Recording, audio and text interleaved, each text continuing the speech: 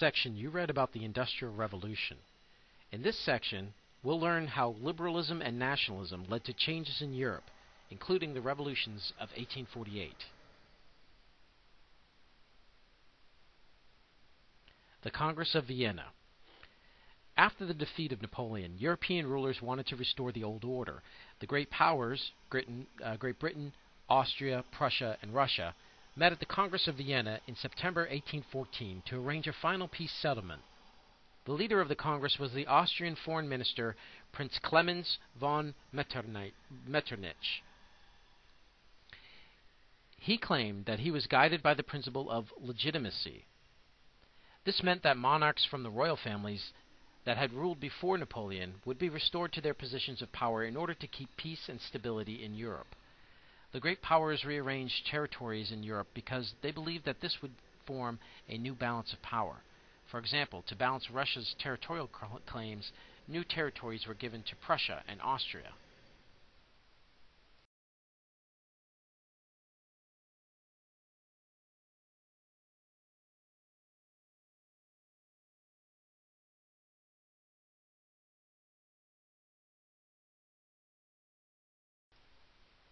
The Conservative Order. The arrangements that were worked out at the Congress of Vienna were a victory for rulers who wanted to stop the forces of change begun by the French Revolution. These rulers, like Metternich, believed in the political philosophy known as conservatism. Conservatism is based on tradition and social stability. Most conservatives favored obedience to political authority and believed that organized religion was crucial to order in society. Conservatives hated revolutions and were unwilling to accept demands from people who wanted either individual rights or representative governments. To maintain the new balance of power, Great Britain, Russia, Prussia, Austria, and later France agreed to have meetings that would maintain the peace in Europe. These meetings were called the Concert of Europe. Eventually, most of the great powers adopted a principle of intervention. According to this principle, the great powers had the right to send armies into countries where there were revolutions in order to restore legitimate monarchs to their thrones. Britain refused to accept the principle, arguing that the great powers should not interfere in the internal affairs of other states. But the other great powers used military force to crush revolutions in Spain and Italy.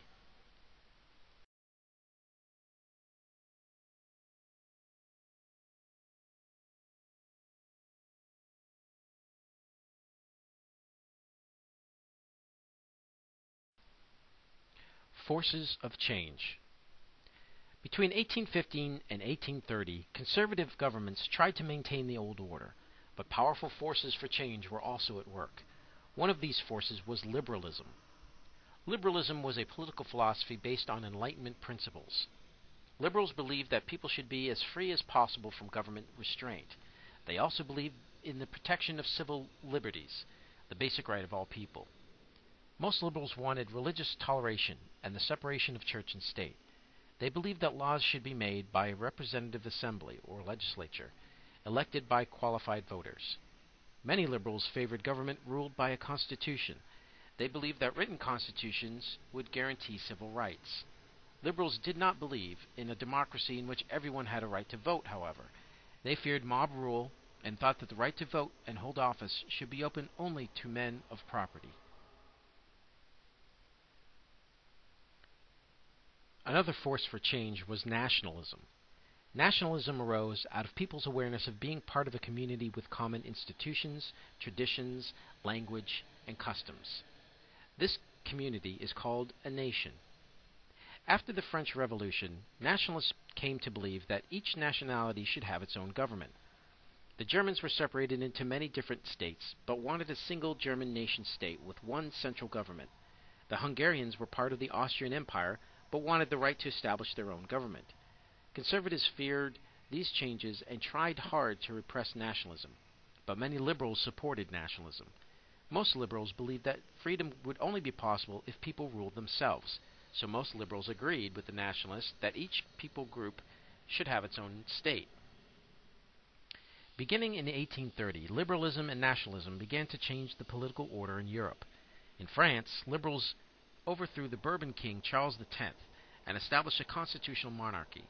Louis Philippe, a cousin of Charles X, became king. Nationalism brought changes in other countries. Belgium rebelled against the Dutch Republic and became an independent state. There were also revolutions in Poland and Italy, but they were soon crushed by the Russians and Austrians.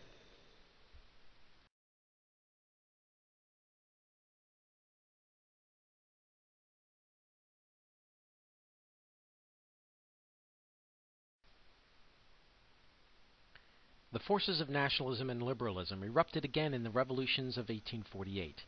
Beginning in 1846, there were severe economic problems in France. These problems brought suffering to the lower middle class, workers, and peasants. At the same time, the middle class demanded the right to vote, but the government of Louis Philippe refused to make changes.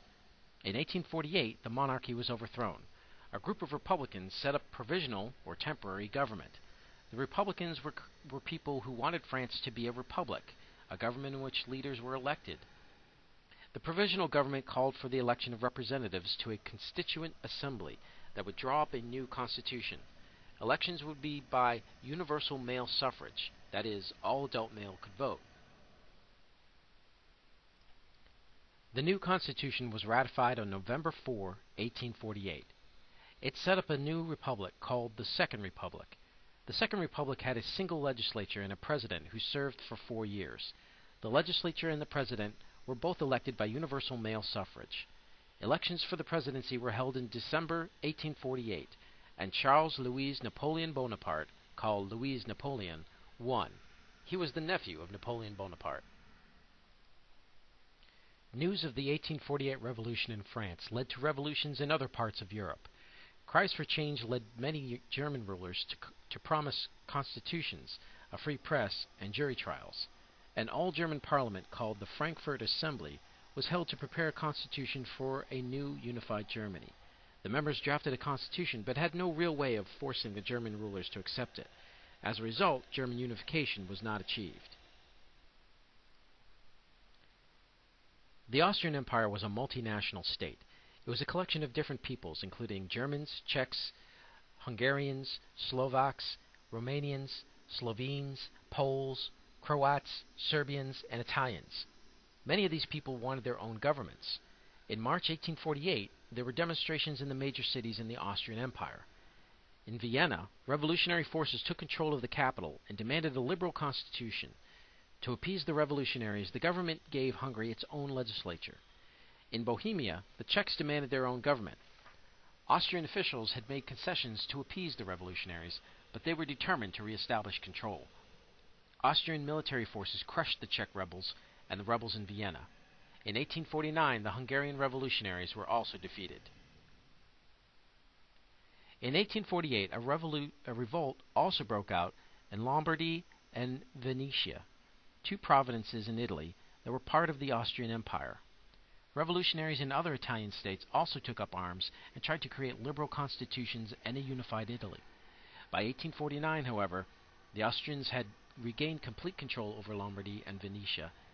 Italy was not unified.